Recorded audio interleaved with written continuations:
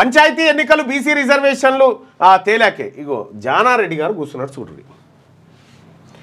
ఫిబ్రవరి 2 నాటికి అక్కడ హాలియా నియోజకవర్గంలో హాలియా మున్సిపాలిటీలో మన బీసీల కవయిత్రి మొల్ల విగ్రహం పెడతామని చెప్పి బీసీలంతా విగ్రహం పెడితే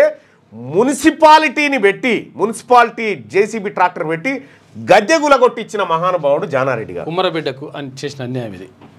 గద్దెనే అసలు బీసీల ఉనికి ఉండకూడదు అని, బీసీల ఓట్లు మాత్రం కావాలి వాళ్ళకు, బీసీల ఉనుకున్న మీ గద్దెలు కూలితే తప్ప మాకు న్యాయం జరగదనేది బీసీల లెక్క. ఇప్పుడు ఫిబ్రవరి 2 నాటికి సబ్ కమిటీకి కుల సర్వే నివేదిక, ఆ వెంటనే మంత్రివర్గ సమావేశం, నివేదికపై చర్చ, అనంతరం అసెంబ్లీలో తీర్మానం, బీసీ రిజర్వేషన్లు పెంచుకునే అవకాశం ఇవ్వాలని కేంద్రానికి వినతి, దేశానికే ఆదర్శంగా నిలిచిన సర్వే అని రేవంత్ రెడ్డి, టీటీడీ తరహాలో యాదగిరిగుట్ట దేవస్థానం బోర్డు ఏర్పాటుకు వేగంగా చర్యలు తీసుకోవాలన్న ముఖ్యమంత్రి. ఇక పర్యాటకానికి పెద్దపీట, వచ్చే నెల 10లోగా సమగ్ర పర్యాటక విధానం రావాలని చెప్పి చెప్తా ఉన్నారు.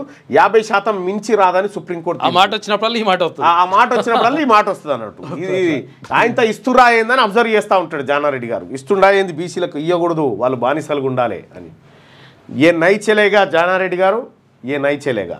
క్యూ న్యూస్ ఛానల్లో పనిచేయటకు అనుభవం గల సీనియర్ వీడియో ఎడిటర్స్ కావాలను సంప్రదించవలసిన నెంబర్ 8688926084. qnewsads@gmail.com ను సంప్రదించండి. లైక్ చేయండి.